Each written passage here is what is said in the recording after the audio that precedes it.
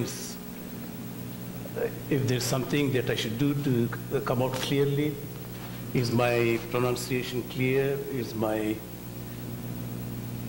speed of talking okay? Or should I slow down, or should I speed up?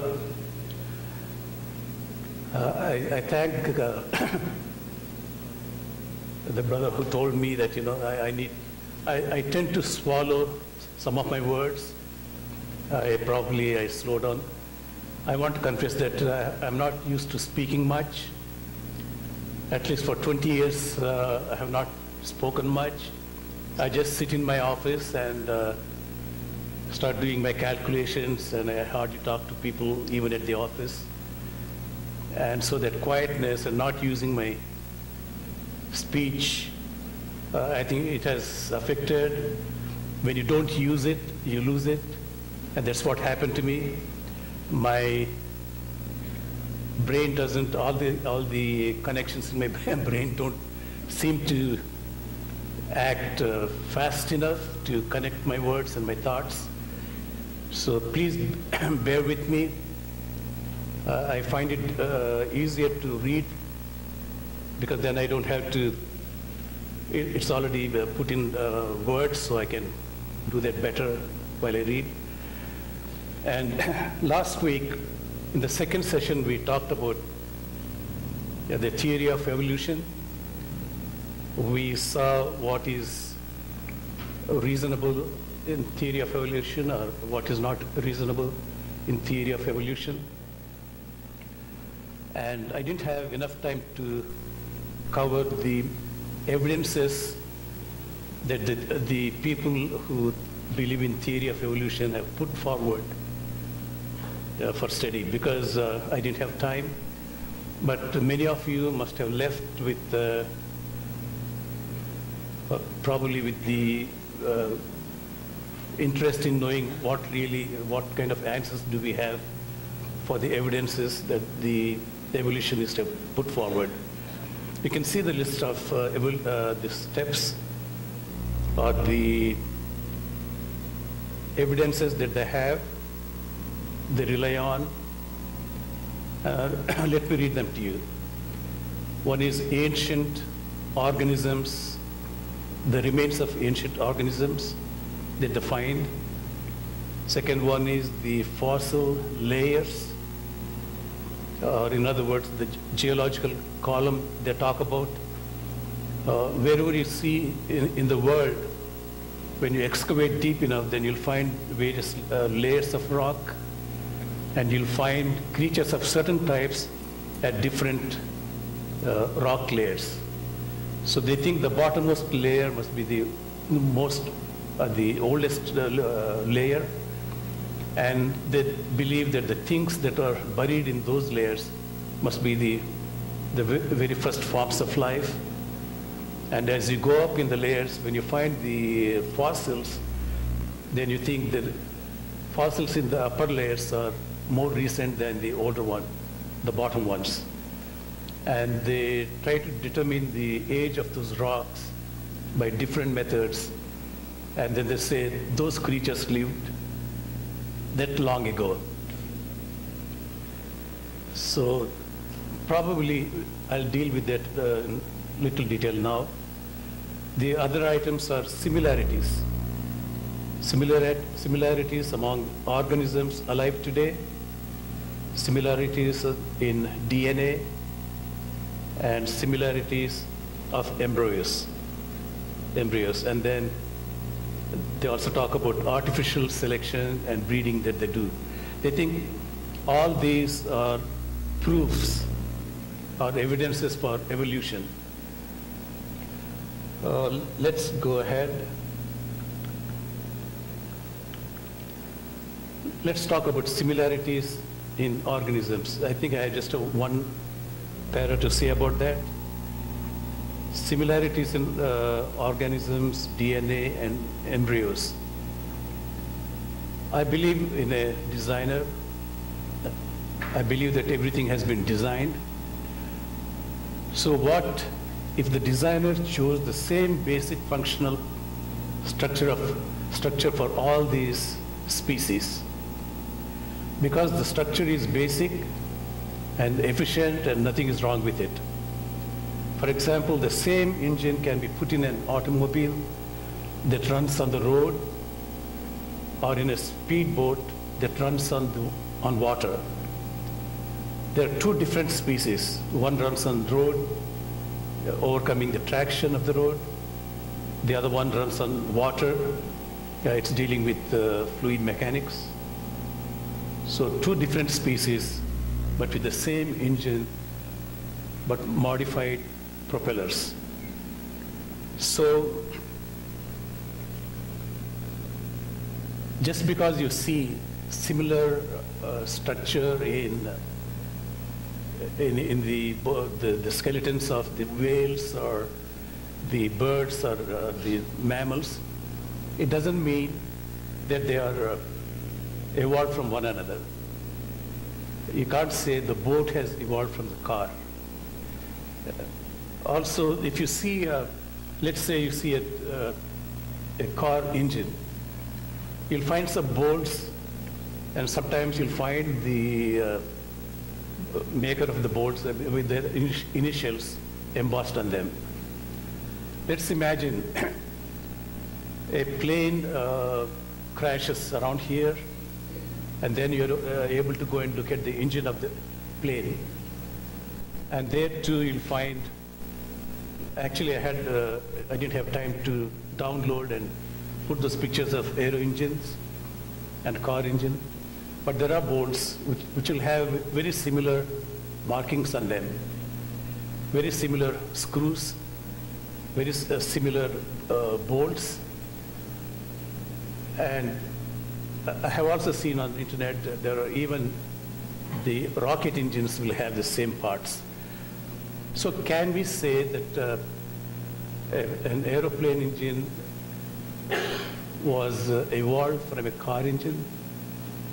There are two different species. One runs on the road, overcoming traction. Aeroplane deals with it flies in the air, which works with aerodynamics. And a rocket engine, it flies even beyond the atmosphere, not in the air. It works on rocket principles. So we cannot say just because you find some common features, common components, you can't say that one evolved from the other. That's all I can say about the similarities in organisms and the DNA. We have seen last time about the DNA too. The DNA of most of the species, they have a lot of similar parts. The what do you call the genes, etc. So it's not scientific, or it's not really logical to say that one animal has evolved from the other.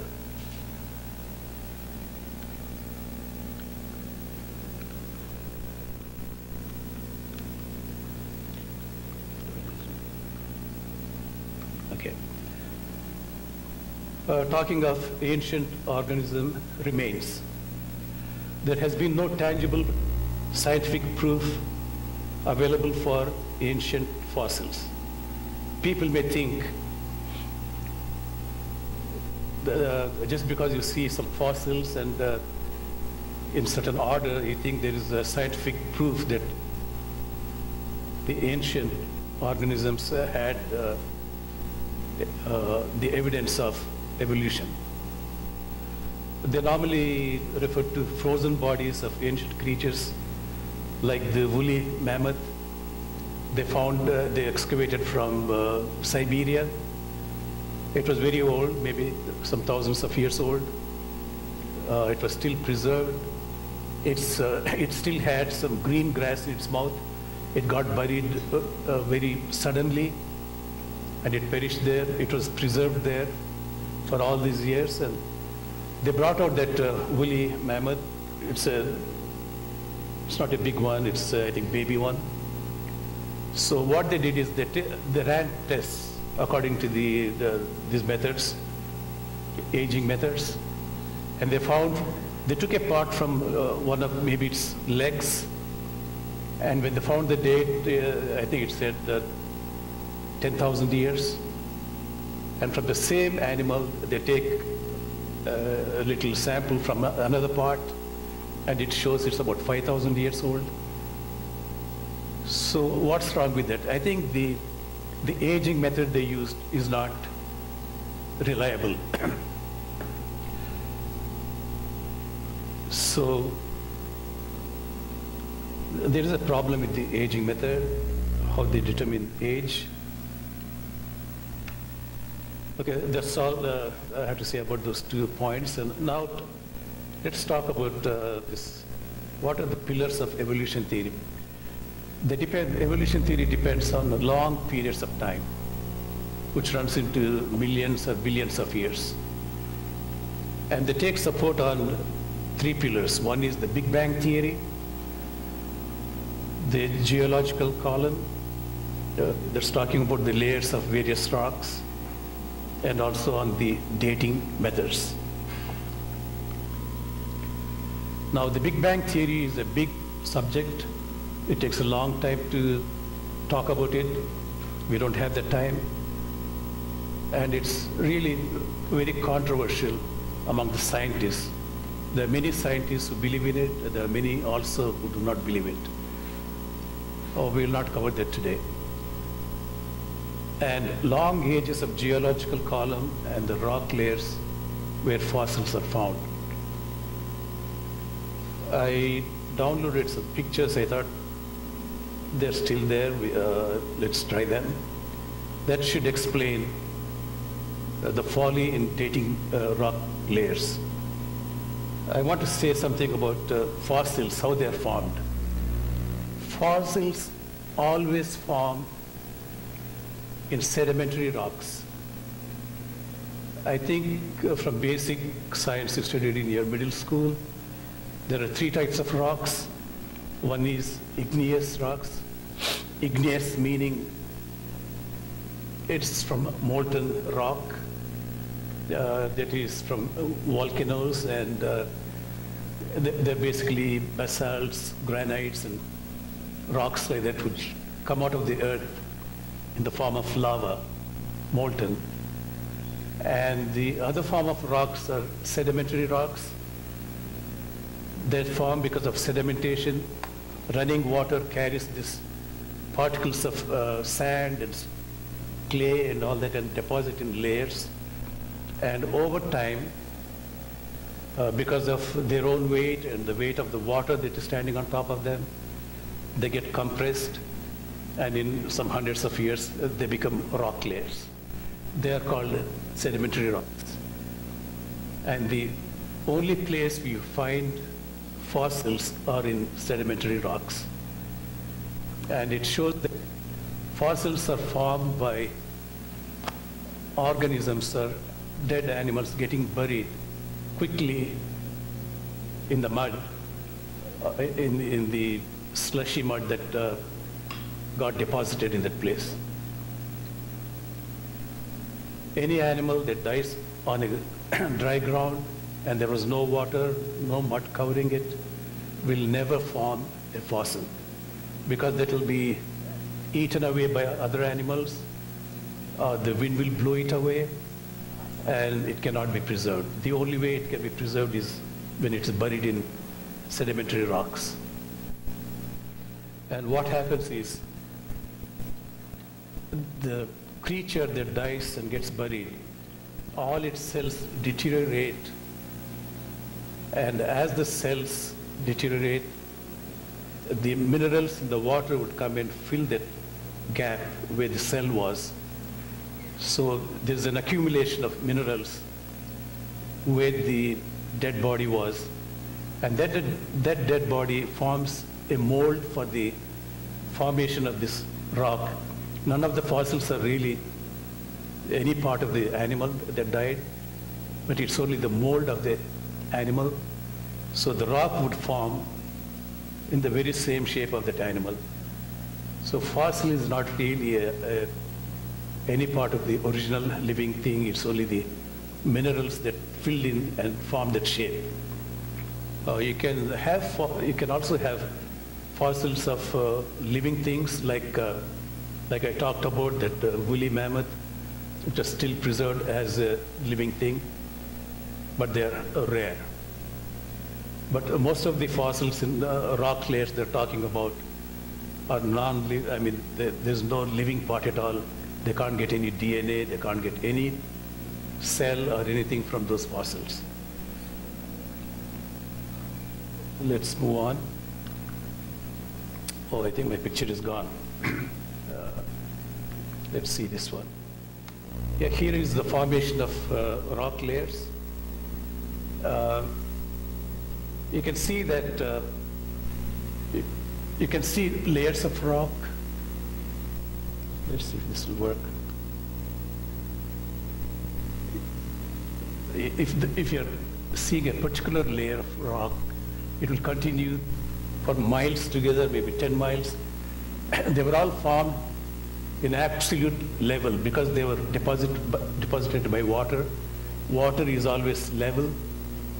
So it has also formed the layers level. You're lucky to be living in Missouri, because if you drive to St. Louis, or if you're driving towards Rogers, you'll see the roads cut out of these mounds or mountains. And you can see those layers, they're almost perfectly level. And then you go to a valley, and the valley, you come up again after half a mile or 1 mile. And if you remember the layers in the first place, one red layer, 2 foot thick, you'll find the same layer on the other side where it is cut, which shows that this layer was once continuous for miles together, but something happened. The rain and the erosion, and everything has taken away the soil in between those two places. So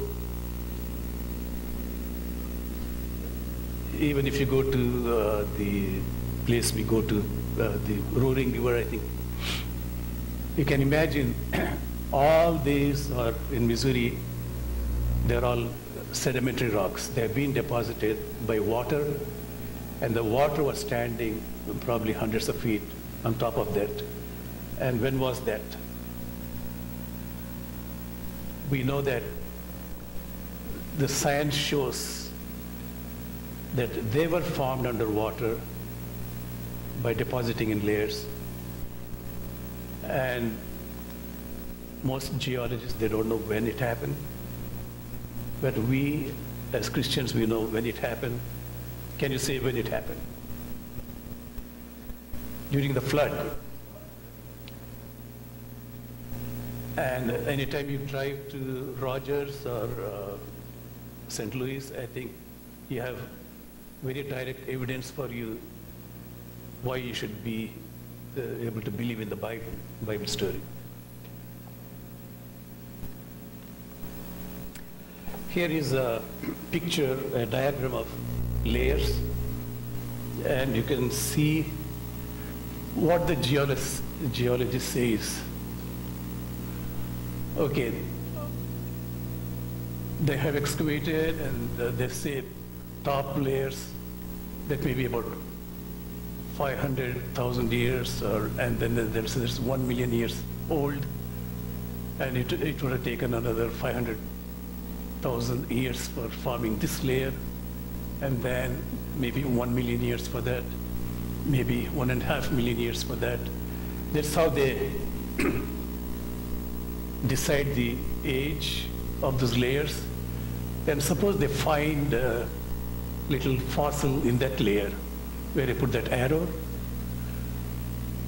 and they want to decide the age of that fossil based on where it is found. First of all, are they correct in the assessment of that age? Now let's see. And that's the fossil they found there. And so they bring it and say, okay, now that was nearly at a depth where it was 300 or a 3 million year old layer, and they say, okay, that lived 3 million years ago. Now, if you see that layer, maybe I should go back. Let's see.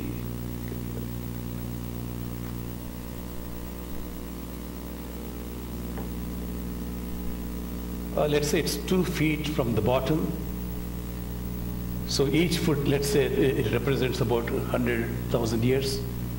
And 2 feet, there's 200,000 years. And just the thickness of that fossil, maybe quarter inch, it may be representing about, let's say, 1,200 years. Well, I think it should be even more, according to that scale. It could be about 30,000 years. So what they're saying is for 30,000 years, the layer was building up very uniformly. So the dead fish was lying there for 30,000 years, and it started getting buried in 30,000 years, and then the rest of the layers got built. Is it logical? Is it sensible? Can we say that that dead fish was lying there without any disturbance for all those 30,000 years? Don't you think there was rain and wind blowing away things and cutting across? So it is really foolish to think, when you have such a uniform layer built there, it's foolish to think that layer was getting uniformly built up for 1 million years or 300 years, 300,000 years. So that is a folly in the rock formation. My other picture is gone that shows how the surface would change with time.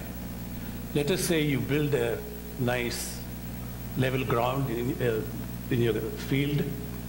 You want to play tennis there. So tennis requires real level ground, especially the clay courts. And then you bring a roller, you roll it nicely, absolutely level, and you played a couple of games there, and then you had to leave that place. You have gone away, and you come back after 10 years. Do you expect to find the same level ground there? No. In 10 years, it has rained, it has cut ruts and rills around that, and the whole surface is gone. Grass has grown, and it has done its own damage, and the whole ground will be completely different. It will never be plain and level. So if the geologists say that each layer is 20 million years old, and that it was being uniformly deposited, that means for 20 million years there was no rain, no erosion, and so it remained absolutely flat, and then comes a different type of clay. One is red. It came. They should explain why that red clay came with a little more iron content in it, and why the next layer came with a little more lime content in it. It is white. So that really doesn't make sense. This argument is illogical. Any child can say that. And so that's the problem with these layers they talk about, their ages and so on. When you see uniform layers, what does it indicate? Uniform layers indicate layers were deposited one after another without any time gap to allow weathering and erosion. If there was any time gap, the whole layer cannot be uniformly deposited for 20 million years. It would have been deposited just one time, and before the surface got surface had time for erosion, the next layer got deposited on that. So that's a very clear, common sense thing. And second one, uniform color layers indicate quick deposition with material from one single source. If you're getting some red soil being deposited, that means it must have rained in a place where there's a lot of, on the mountain where it's red, more iron content. And so it gets washed down to the valley and it gets deposited there, the red. And maybe a month later or maybe a year later, before the first layer had any chance for erosion, when it was still level, maybe it rained in some other part of the country, it brought in flood and it deposited. That was from limestone area, so it brings the white layer and covers that. And because it's in water and it's settling down, that will be perfectly level, just like water level. So even the colors indicate that they were deposited in a very short time, one time. Thirdly, survival of fossil indicates quick depositing. A fossil cannot lie there for tens of years or hundreds of years, forget about millions of years. If it has to be preserved, it has to be covered quickly. So we have seen, I hope I have been able to explain why the hypothesis that the geologists use to date these rock layers is wrong.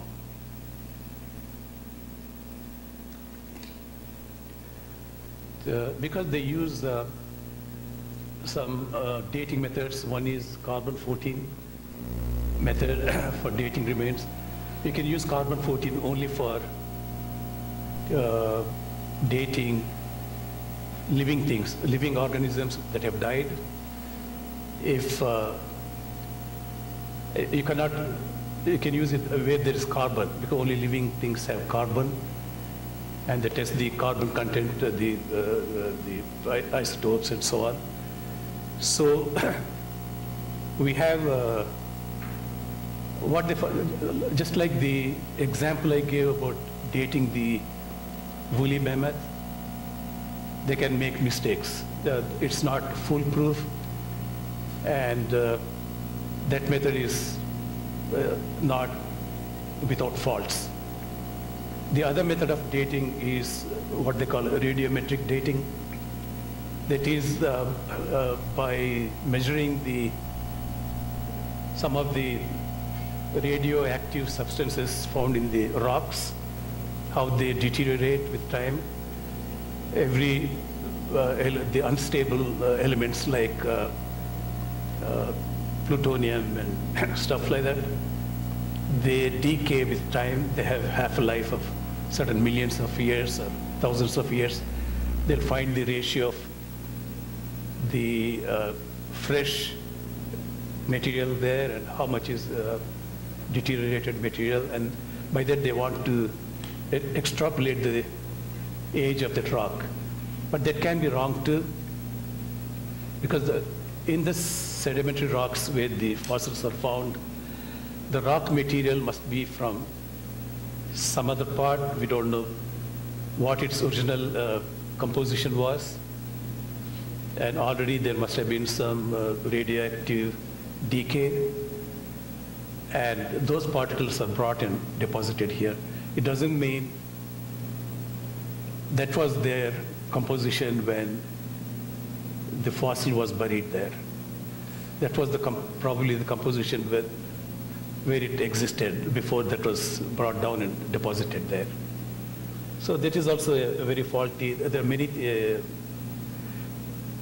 mistakes in that. Now, especially when you're talking about granites, we have our own Adventist scientist, Dr. Robert Gentry, I believe. Is that the name correct? I think once you talked about that, about radio halos. He proved that the aging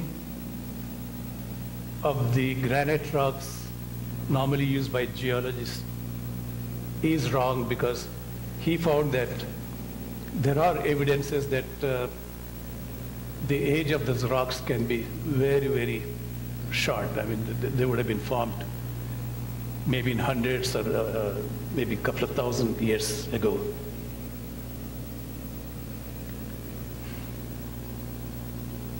I already lost half my time. So let's go back to what we're actually scheduled to talk today. Is life by design or chance? And the second topic would be, what are the evidences for the existence of a designer or God? I think from now onwards I'll try to read fast so I can cover the subject. We want to use a scientific methodology we talked about in our first presentation. And only a scientific methodology can be acceptable to any science investigation. First of all, we have to define the question, what do you want to investigate? Did life form on Earth by design or chance?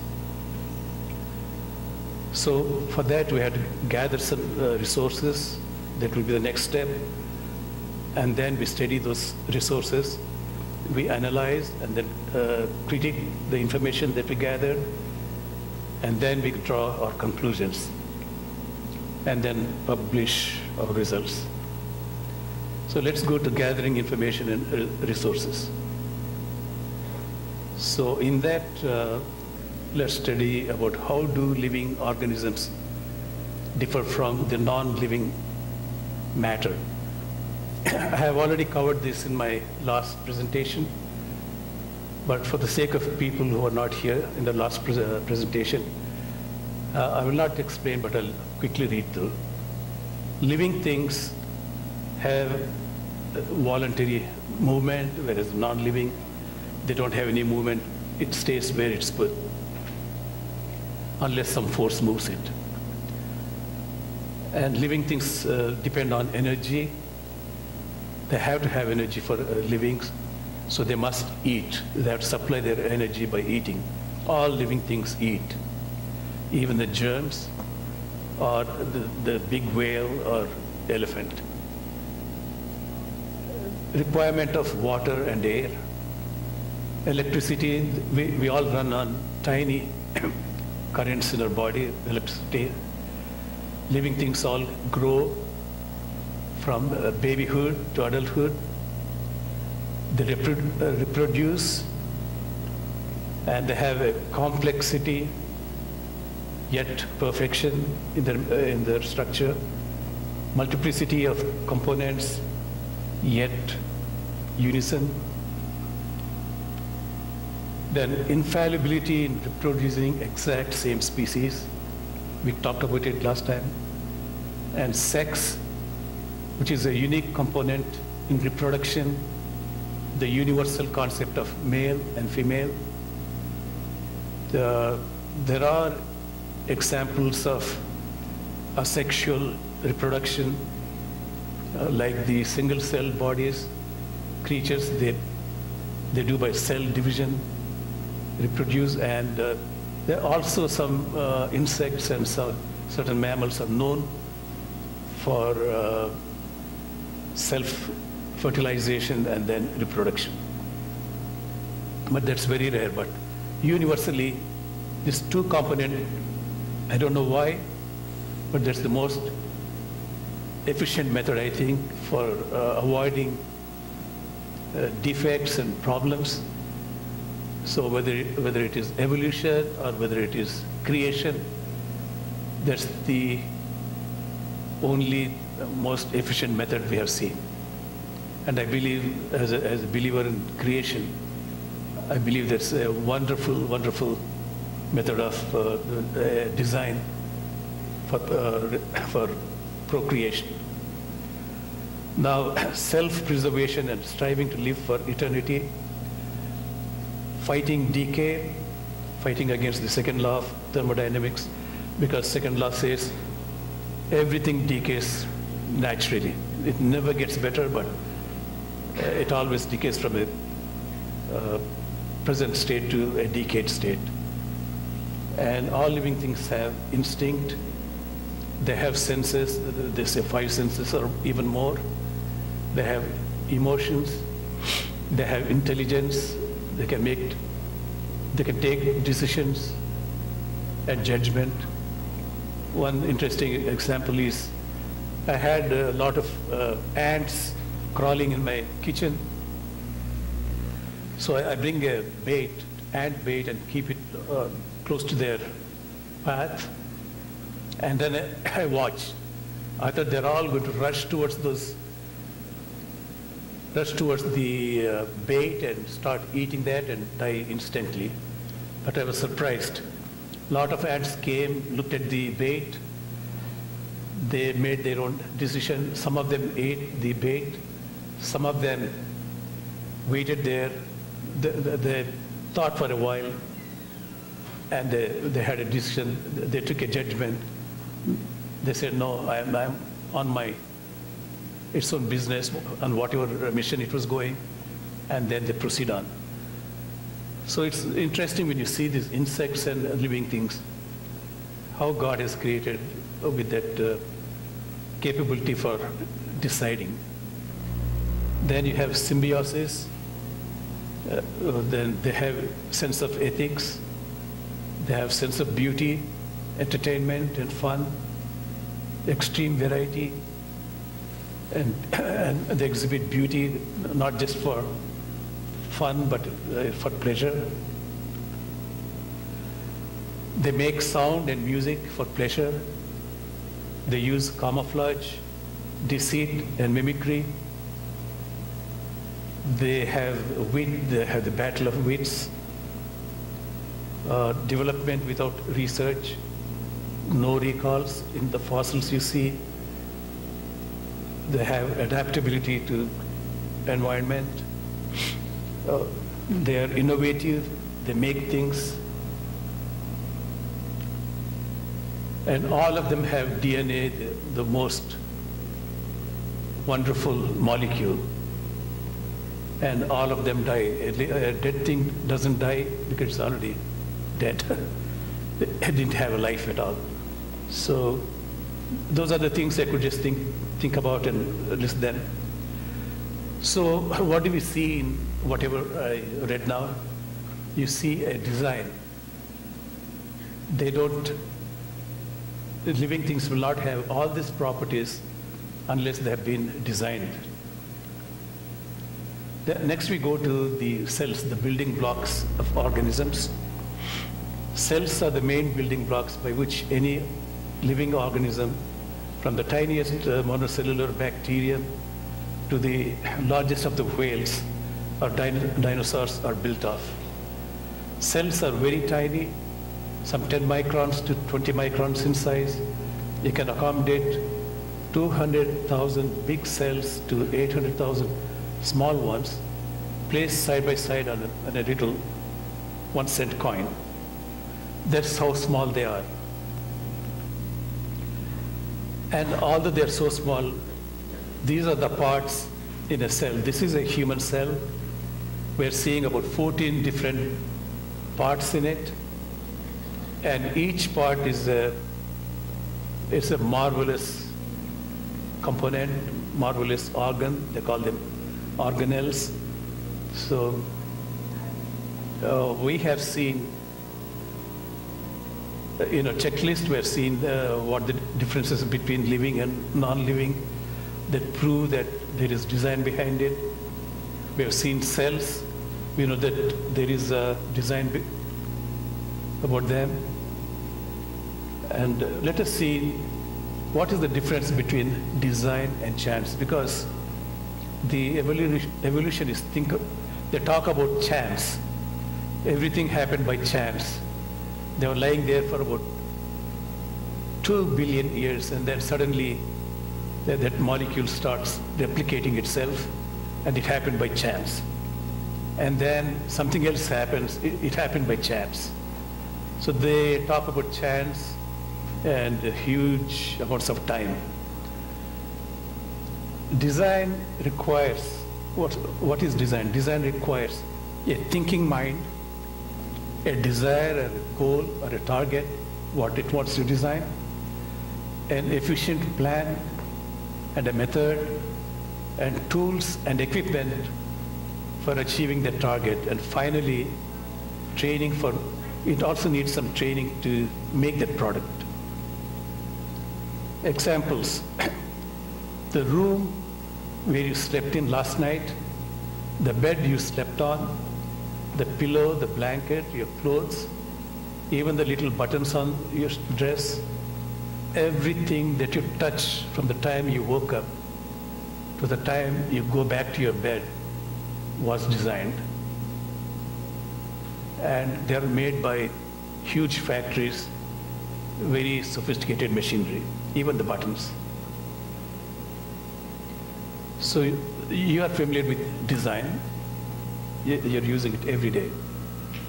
What is chance? It is an unlikely, uncertain, and a very rare event that happens unexpectedly as winning a lottery. It is normally expressed as one in several trials or chances that such an event can happen. For example, if 10 million tickets were sold for a $1 million reward lottery, and you bought one of them, your chance of winning that lottery per theory of probabilities, that's what used in mathematics, your chance of winning is 1 in 10 million. However, let us say the draw was made 10 million times again, each time disqualifying the previous result. Can you say for sure, can you say definitely that, okay, if they drop 10 million times, I'm sure to win? There's no guarantee. Even if that was drawn 10 million times, you might win, but the chance is that you may not win also. So that is the nature of chance. You could perhaps win the prize in the very first draw, or perhaps maybe in the 10,121st draw, or you may not win it at all. There's no way you can mathematically calculate it if you will definitely win the prize. That is how uncertain chance is. So I made a distinction between design and chance. Design is predictable, while chance is unpredictable. So when the evolutionists use chance as a tool for evolution, I think we are only talking about some very unrealistic, unreasonable, illogical thing. So we have covered what's the difference between design and chance.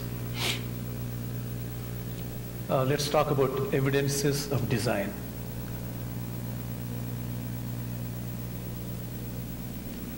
"15 minutes. Examples of design in physical world. And then a design example from my present career. And then we'll talk about examples in nature and so on. So let's go to the next one. Examples of design in physical world, that means non-living things. There are millions of examples. As I said, you come across and even touch them from the time you wake up in the morning till you go back to sleep. Every item in your bathroom, the toothbrush, the toothpaste, soap, etc., they're all designed by somebody. No one will say even one of them occurred by chance. People with even the lowest of IQ will agree that they were all designed. There should be no doubt about that. One design example from my career at present. Right now, I work as a structural engineer for a company that manufactures aluminum windows and other fenestration products like curtain walls. I think I had 2 photographs, probably it's lost, I can't show them. Here are examples of 2 buildings where I was involved, and let's see if it's there. No, it's not there.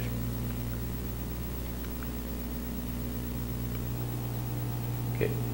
My role as a structural engineer happens to be a small cog in the total process mechanism of manufacturing and installation of the product. I had a picture of a huge machine with a lot of gear wheels and so on. And my part is just like one tooth of a gear wheel in a huge mass. It's a little part that I play, but there are so many other aspects of design in just making a window. That picture is gone. I think that had a huge excavator.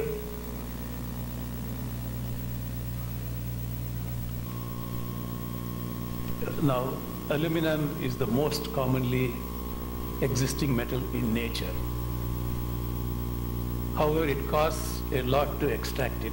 It's very expensive to make aluminum. Whereas steel, it's even cheaper, so they use a lot of steel. To excavate aluminum, rich ores in China, or Canada, some other part of the world, where they use huge excavators to excavate the material, or they send it to a factory.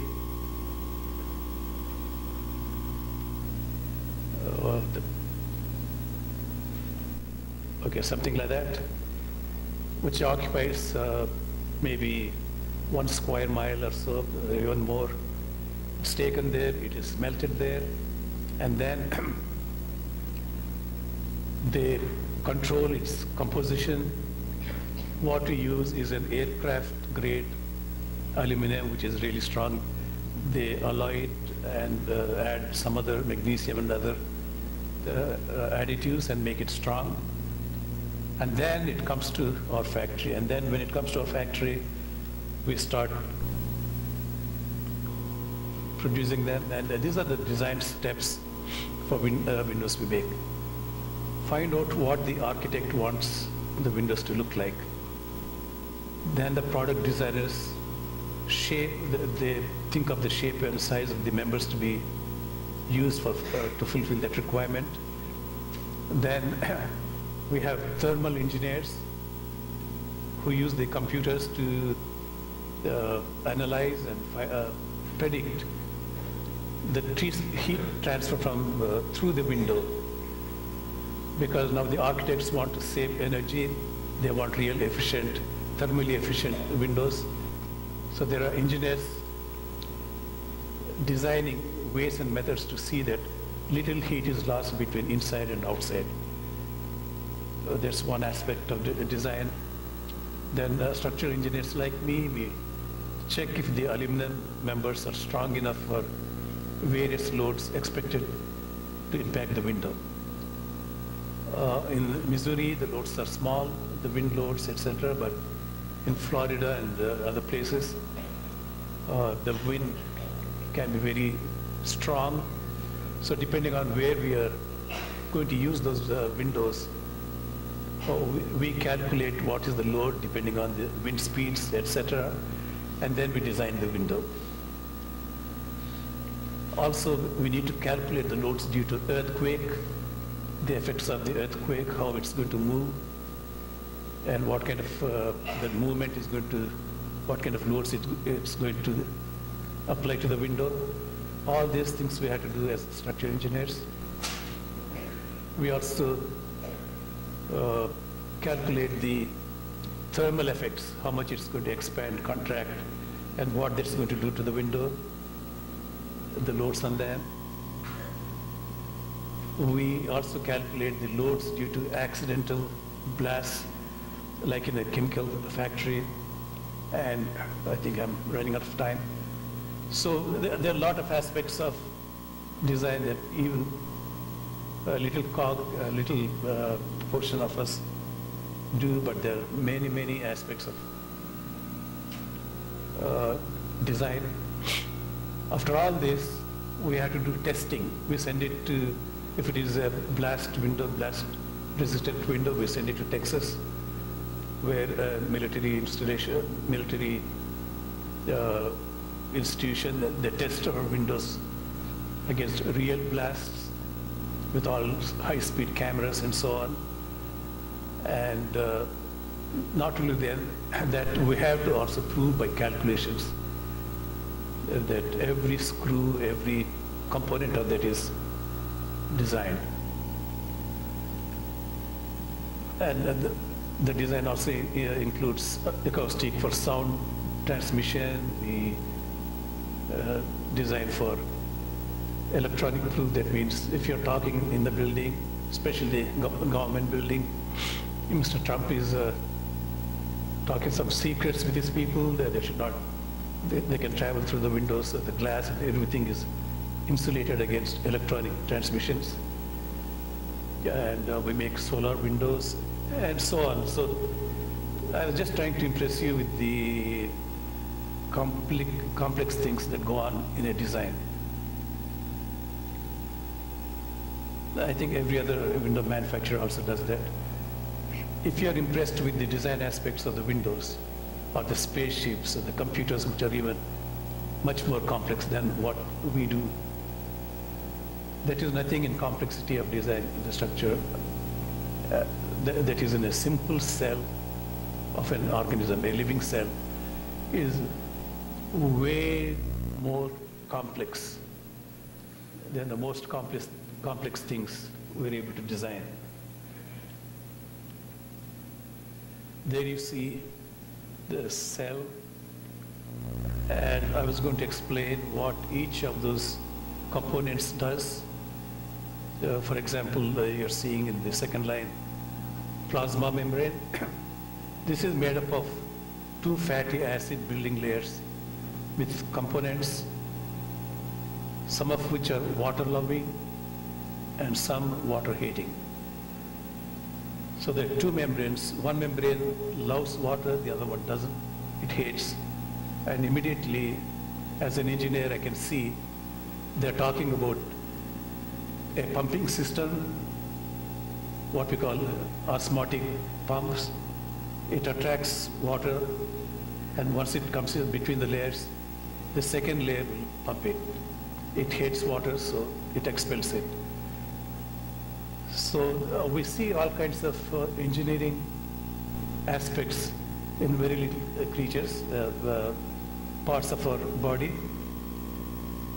I'll skip all these things. These are very beautiful, interesting things. All these are the parts of the cell. Golgi complex is this organ. It is involved in shipping the protein to different parts. It's like a post office. It works as a post office. If it doesn't ship to the right address, it makes a mistake. Then the cell would stop to function normally, and you get into some illness. And let's talk about, I think this is interesting, energy production in plants. Let me say it simply. 2 scientists who were manning a huge computer complex. They had an array of I don't say super, but anyway, very high quality computers. And those computers work under very low temperatures, so they cool the room to very low temperatures, and they're monitoring that. Computer was built for a very specific purpose. And one day after lunch, I think they were thinking very high of themselves. Oh, we are so important that, we're doing such a very smart thing. And they hear, they were listening to a radio, and they hear that somebody found that the grass blades and certain bacteria. They can produce energy by sunlight by a process called photosynthesis. You must have all heard. I think even the kids could have read about photosynthesis in their class. But they said that uses a process of very high computation.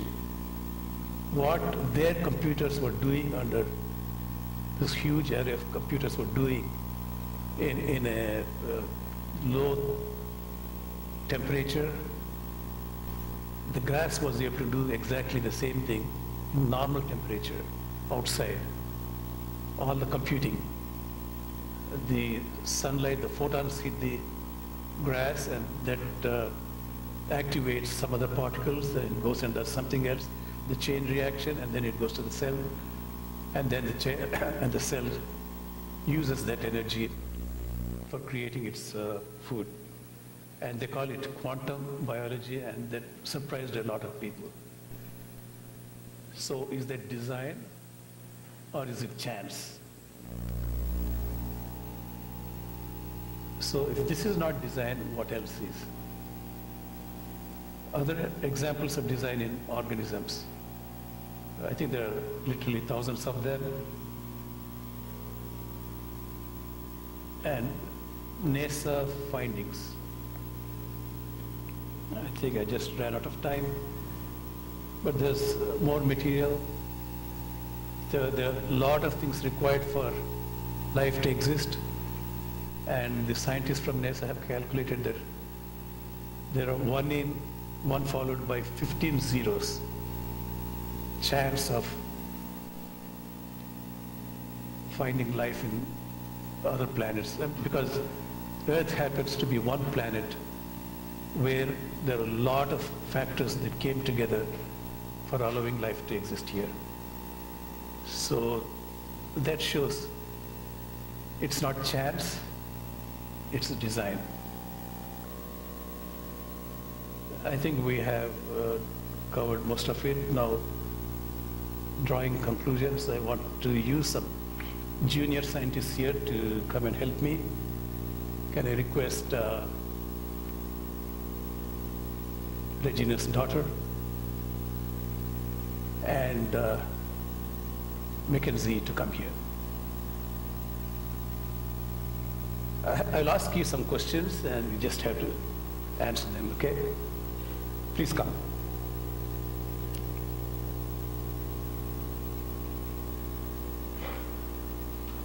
Can you help her?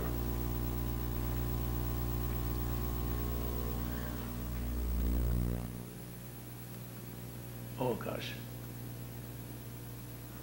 my pictures are gone. I'm sorry. I think in transferring to my flash drive, I think I lost them.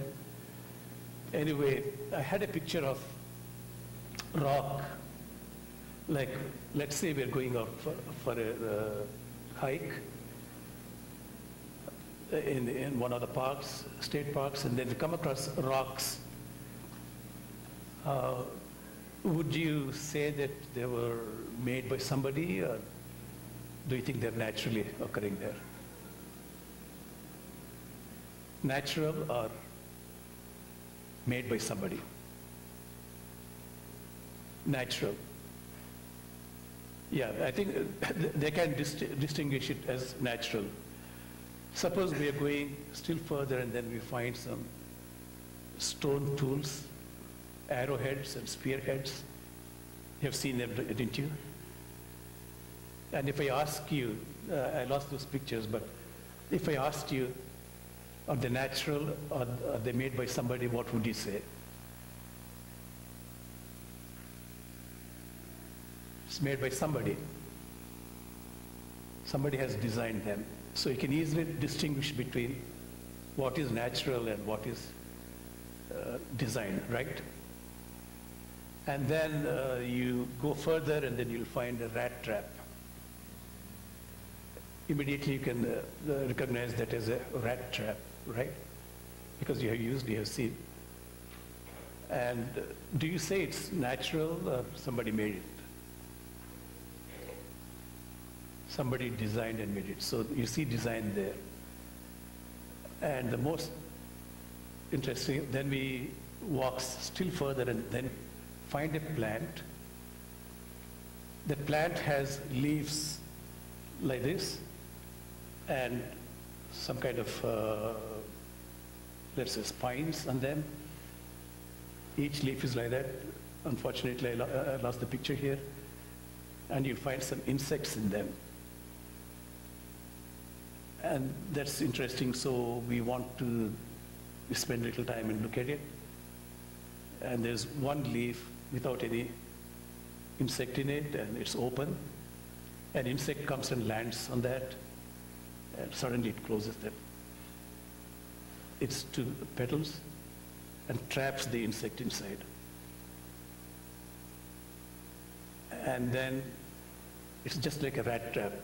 There are rat traps which have the same mechanism like that.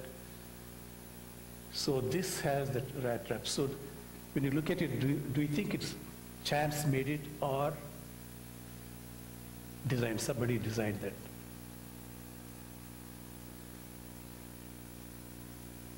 Question for you.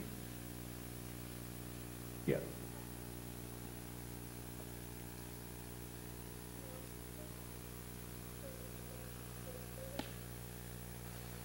Can nature or is it just by chance it happened like that, or somebody would have designed it?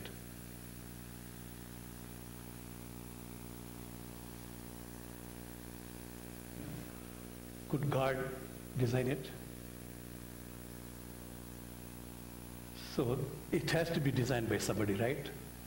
Naturally, it can't happen like that. Somebody would have designed it. So those all around us, we see examples of design, and I think I've said enough about design, and I've already covered. It's getting time for the next session, so I'll stop right away. And thank you. One request, I would like suggestions and advice from people who are listening to me. This is the first time I ever attempted this. And so if you have any suggestions how I can do better, how I can improve my pronunciation, whether I should slow down or speed up or say louder, or slower, lower, or whatever, I'll appreciate that. So now let's have a break, and I think we'll be meeting again for the second session.